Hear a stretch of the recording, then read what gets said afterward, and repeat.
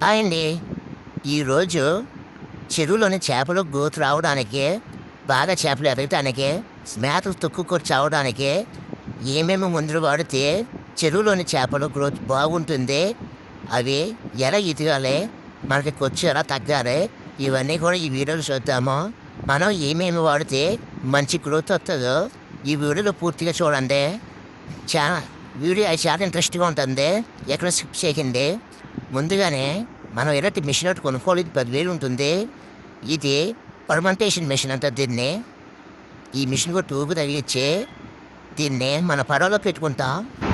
ఈ పైపుకి మళ్ళీ చిన్న చిన్న పైపులు బిగించుకుంటాం.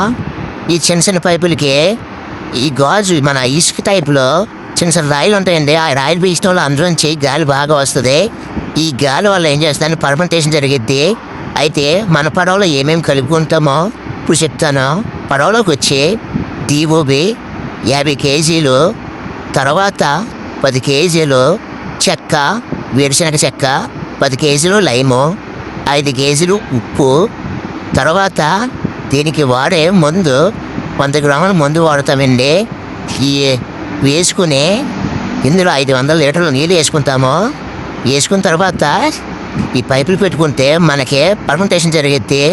దీన్ని ఒక నైట్ అంతా మనం ఉంచాలి. ఉంచి మనం ఏం చేస్తామంటే ఇప్పుడు బోటు కట్టుకునే పొద్దున్నే 6 to 7 మధ్యలో జల్లిగోడు చెరువు అంతానే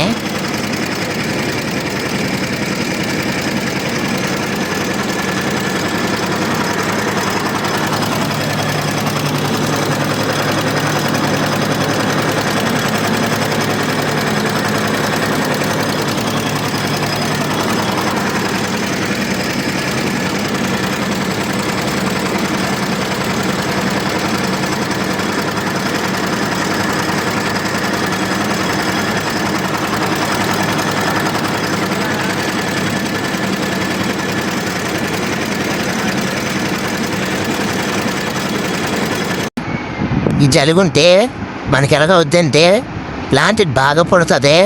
ఇది రోజు వరుసనే ఒక వారం రోజులు జలుగుద్దే మనకి చేపలకి గ్రోత్ బాగుంటుంది, మంచి ఫీడ్ అందిద్ది.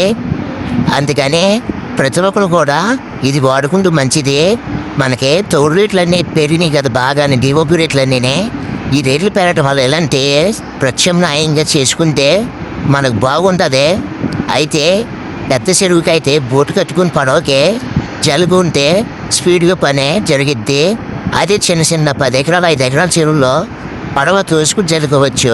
అయితే ఈ బోటు కట్టుకుంటేనే చెరువు అంతా బాగా స్ప్రెడ్ అవుద్ది. స్ప్రెడ్ అయ్యి ప్లాన్ ఎక్కువ పుడిద్ది, బాగుంటుందండి. మీరు మన ఇలాంటి వీడియోల కోసం తప్పకుండా మన ఛానల్ని సబ్స్క్రైబ్ చేసుకోండి. సబ్స్క్రైబ్ చేసుకుని లైక్ చేయండి, షేర్ చేయండి.